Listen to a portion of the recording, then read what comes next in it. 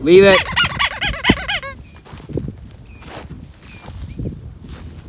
Magnus had a big reactivity problem, meaning we had a big reactivity problem, huh? This is how we fixed it. At first, we took a step back.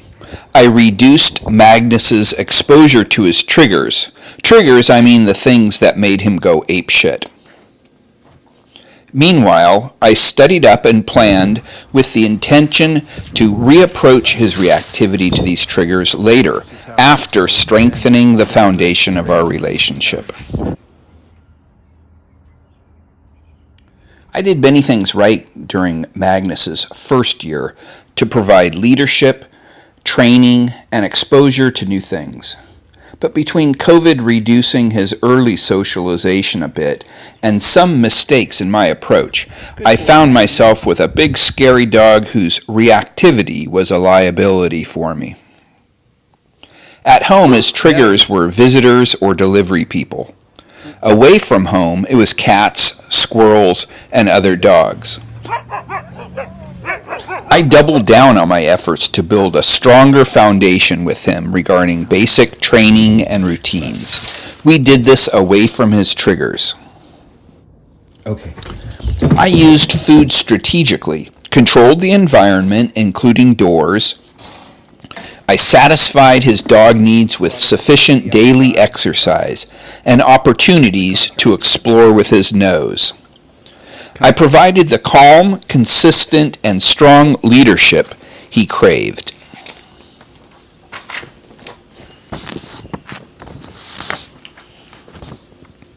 I hadn't been using all the tools I should have up to that point. I fit a pinch collar high up on his neck. At home, I kept a house leash on him so I could address any shenanigans immediately. I learned to keep him a little hungry so he was more responsive to hand feeding between meals, so he focused on me more. I had him conditioned to an e-collar professionally and learned to use it myself appropriately. We continued our work on basic obedience. Loose leash walks, recall, sit, down, stay, place, and household rules. Magnus learned the yes and no markers. My timely yes is followed with a reward, and my timely no is followed with a correction. I've seen people who let their dog chase a squirrel up a tree, or encourage them to bark at delivery people so they will have a guard dog. Even doing these things once in a while will make it much more difficult to reduce your dog's reactivity problem. For me, it's very important that my dog does not go after other dogs or chase a neighbor's cat or the ubiquitous squirrels, whether he's on leash or off. It's very important that he not scare delivery people or visitors. Walking around the perimeter of a dog park without going in, I can vary his degree of exposure to the other dogs, and I can vary the value of the treats that I offer as an alternative to reacting. And you can do this exercise anywhere where you can vary your dog's exposure to a potential trigger. Learn to use the collars and leashes effectively. Notice in all the footage that Magnus always looks at me to see how I'm going to deal with the thing, even if he's off leash. You might think that you're the leader, but if your dog thinks it's up to him to handle whatever his trigger is, then he's really not so sure. You need good timing with the yes marker when he chooses to focus on you versus the other dog, and also for the no marker and correction when your dog reacts to its trigger. Don't wait for the bark, growl, or lunge. You want to mark and correct the dog's excited state of mind. Good boy. You can allow your dog to glance at the other one, but if it becomes a stare, mark it with a no and a correction before it turns into something more. Same strategy with someone coming to the door. As soon as his ears go up, you can take preemptive action, a timely correction for the wrong state of mind. Gradually increase your dog's exposure to their triggers. Don't overly challenge them, and take a step back when necessary. Help them be successful most of the time.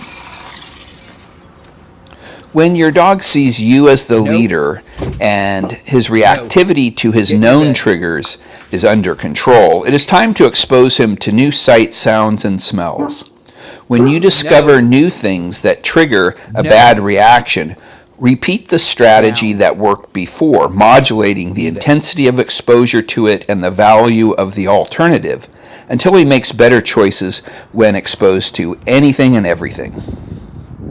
If you have a big, scary, high-preyed drive dog like Magnus with a reactivity problem, consider getting professional help. The dog trainer will condition him to an e-collar, and you'll have to learn how to continue that training with him. Even then, managing your dog's reactivity will take some effort on your part. Be a leader to your dog, showing calm energy. Get him the daily exercise he needs. Be consistent around rituals and rules. Use whatever tools it takes to be successful. Getting the reactivity thing under control is a portal to a new and fun lifestyle with your dog. Taking him out into the community and exposing him to new sights, sounds, and smells, socializing your dog, might be the funnest part of having a really great dog lifestyle and being a dog man. And dog woman, I'm sure. The more control you have of your dog through training and appropriate use of dog handling tools, the more freedom he gets, and he learns to make the right choices when you're out together. Well, I didn't say those were going to be 4 easy steps, but I hope you get some inspiration to develop a strategy of your own to deal with your reactivity issues. This is Kevin and Magnus. I hope this video has provided some tips and inspiration. Like and subscribe if you want to see more Magnus.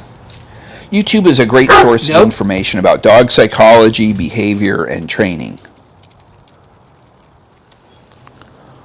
Sit. Good boy, yes.